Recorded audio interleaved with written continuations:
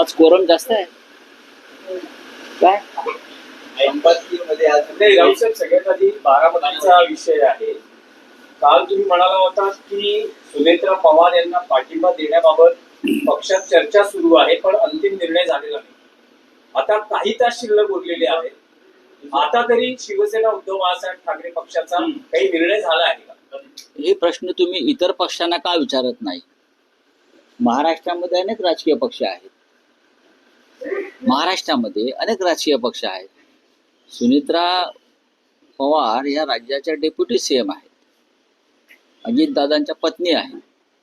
अजितदादांचं निधन झालं दुर्दैवी, आणि त्या रिक्त जागेवरती सुनेत्राताई पवार निवडणूक लढतायत आणि माझ्या माहितीप्रमाणे त्या आज अर्ज भरतायत. भरू द्या ना, आमच्या त्यांना शुभेच्छा आहेत. सुनेत्राताई पवारांनी स्वतः शिवसेना पक्षप्रमुख उद्धव ठाकरे यांच्याशी चर्चा केली,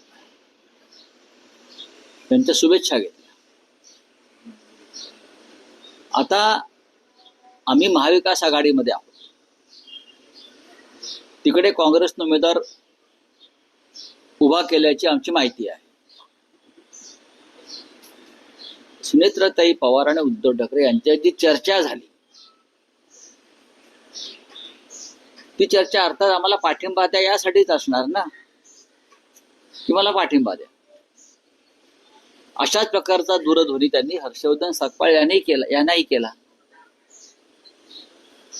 छगन भुजबळ आणि त्यांच्या पक्षाचे काही नेते अशा प्रकारच्या पाठिंब्यासाठी शरद पवारांनाही भेटले. त्याच्यामुळे हा निर्णय काय एकटा उद्धव ठाकरे साहेबांचा आहे का? नाही, याच्यामध्ये खूप प्लेयर्स आहेत. बारामती हा पवारांचाच गड आहे. तिथे काय निकाल लागणार सगळ्यांना माहिती आहे. पण राजकारणामध्ये निवडणुकांमध्ये काही जे विषय असतात ते सामोपचाराने घ्यायचे असतात. आज त्या फक्त अर्ज भरणार आहेत. निवडणुकीला वेळ आहे, थांबा तोपर्यंत. पाठिंबा कोणाला तुमचा पाठिंबा कोणाला आहे? फडणवीसांनी पाठिंबा मागितलेला आहे सर्व पक्षांना. तुम्हाला तर तुम्ही सुनेत्रा पवारांना पाठिंबा देणार की काँग्रेस फडणवीस नाही कशा करता? म्हणजे तुम्हाला हवाय म्हणून पाठिंबा द्यायचा का?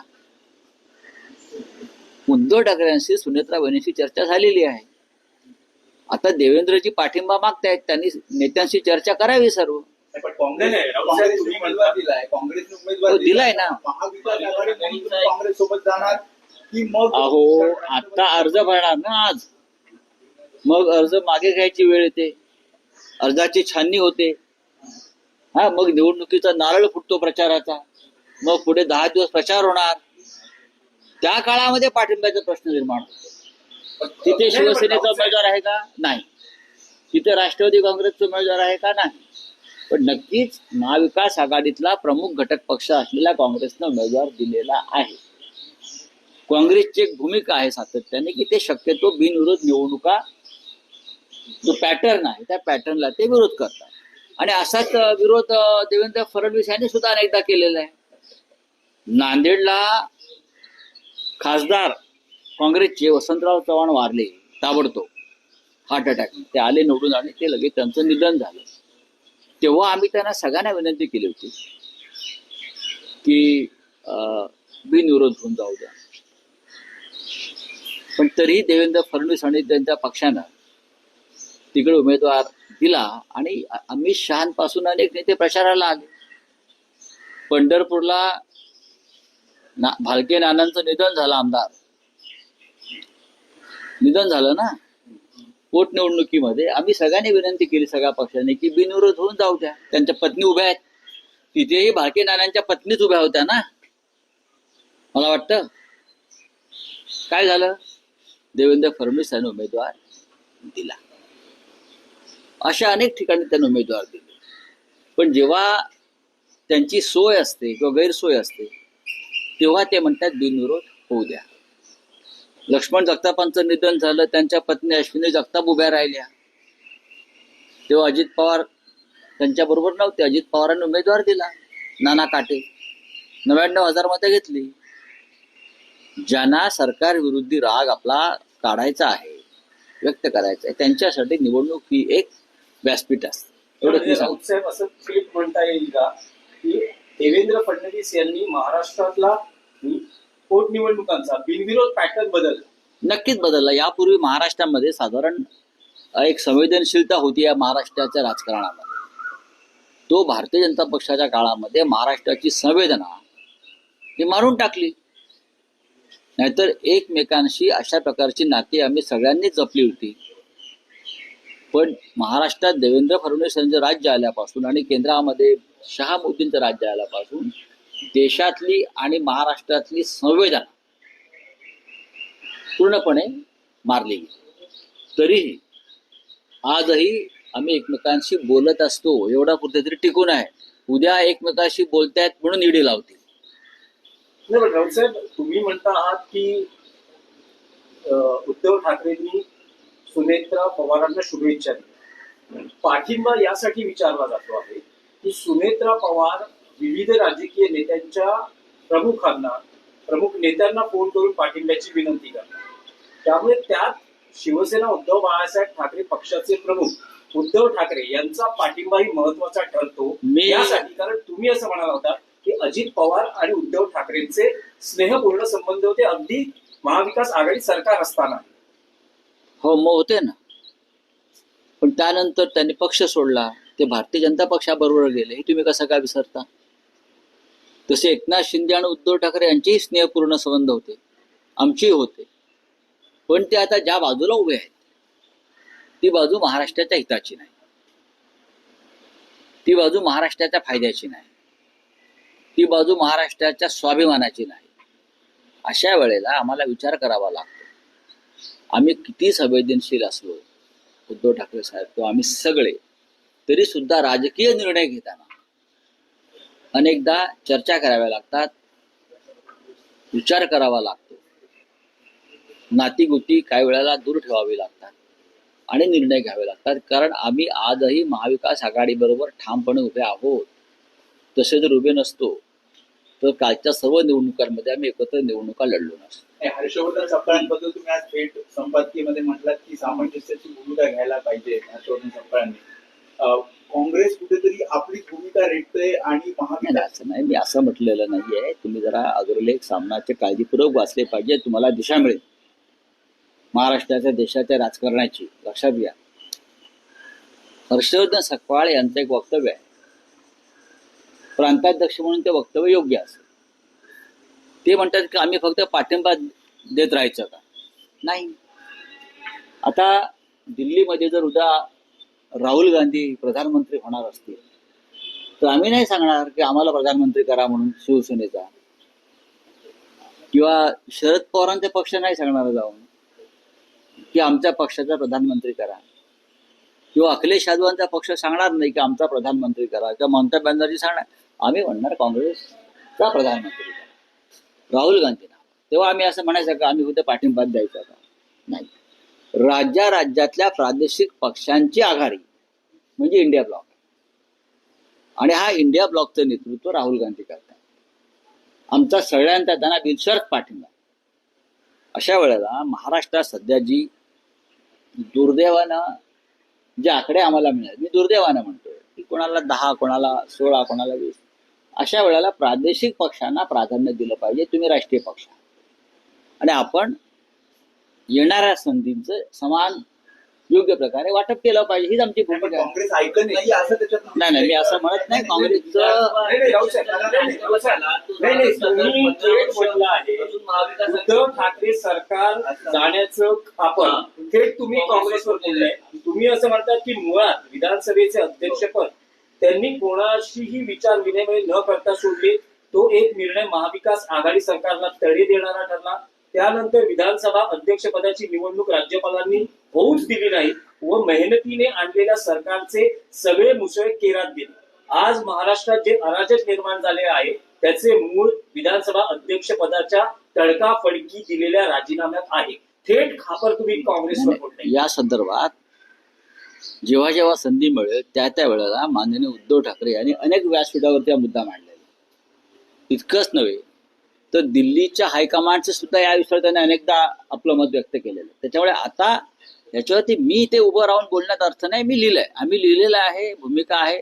आम्ही काँग्रेसला समजून सांगत आहोत की देशावर भविष्यामध्ये जे परिवर्तन होईल त्याचं नेतृत्व तुम्हाला करायचं आहे. त्यासाठी राज्यातले जे प्रादेशिक पक्ष आहेत तुम्ही त्यांच्याशी सन्मानानं, आपुलकीनं आणि सकारात्मक दृष्टिकोन ठेवून वागायला पाहिजे.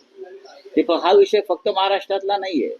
हाच विषय बिहारमध्ये असू शकतो, हा तेलंगणात असेल, हा उत्तर प्रदेशमध्ये असेल, सगळ्याच राज्यामध्ये हा तामिळनाडूमध्ये असू शकतो. हा विषय प्रत्येक राज्यामध्ये तुम्हाला प्रादेशिक पक्षांशी जुळवून घ्यावं लागेल, त्यांना ताकद द्यावी लागेल आणि त्यांच्या मदतीनं तुम्हाला तुमचा आकडा वाढवावा लागेल. त्यासाठी तुम्ही आम्हाला सुद्धा मजबूतीनं आमच्या पाठीशी उभं राहिलं पाहिजे. राऊत साहेब, तुम्हाला यांनी आमंत्रण दिलेलं आहे, तुम्ही ते आमंत्रण स्वीकारताय का? तुम्ही जाणार का? त्यांनी चहासाठी आणि जे सीड्या काढले ते कसे काढले, हे कसं वापरला, याचं प्रात्यक्षिक दाखवण्यासाठी तुम्हाला बोलवलेलं आहे. त्या आमच्या भगिनी आहेत, एक लक्षात घ्या. सीडीआर बाहेर आला की नाही मला माहित नाही. तुम्ही माझं वक्तव्य काळजीपूर्वक पहा. मी म्हटलं अशा प्रकारची माहिती, मी त्यांचं नाव न घेता बोललो, अशा प्रकारची माहिती मी अनेक वर्ष पत्रकारितेमध्ये आहे. माझं अख्खं आयुष्य शोध पत्रकारितेमध्ये गेलं. आमच्या वेळची शोध पत्रकारिता वेगळी होती. आता थेट सरकारमधनं फायली येतात संबंधित पत्रकारांकडे, त्या प्रसिद्ध होतात आणि त्यांना शोध पत्रकारिता म्हटलं जातं. आम्ही अनेक अशी प्रकरणं मार्गी लावलेली आहे शोध पत्रकारिता म्हणून. तेव्हा टीव्ही वगैरे नव्हते फार. माझं असं म्हणणं आहे की अशा प्रकारची गोपनीय माहिती जी आहे ही राज्यकर्त्यांच्या मदतीशिवाय कोणाच्या हातात जात नाही. जी गोपनीय माहिती तपासामध्ये आहे, ज्याचा तपास सुरू आहे, दुसऱ्यांचे फोन शोधून काढणं हा कायद्यानं गुन्हा आहे. अशा वेळेला इतकी गोपनीय माहिती जर कोणाला दिली जात असेल तर ती एकतर भारतीय जनता पक्षाच्या अत्यंत जवळची, मुख्यमंत्री कार्यालयाचा अत्यंत प्रिय अशा व्यक्तीलाच अशा प्रकारची माहिती मिळू शकते, हे माझं मत आहे. केंद्रीय स्तरावरती ही माहिती जर मिळत असेल अशा प्रकारची तर तो प्रधानमंत्री कार्यालयातूनच ती माहिती जाऊ शकते. आता राहुल गांधीकडे एवढी माहिती येते, कुठून येते? राहुल गांधी जी माहिती देत आहेत जनतेला अनेकदा, मोदींच्याही आधी, मोदी काय निर्णय घेणार आहेत ते त्यांना स्वप्न तर पडत नाही. ही माहिती देणारे शेवटी कुठेतरी प्रधानमंत्री कार्यालयाच्या संबंधात, सरकारच्या संबंधात तज्ञ लोक असतात. तेच अशा प्रकारची माहिती विरोधी पक्षाला देत असतात.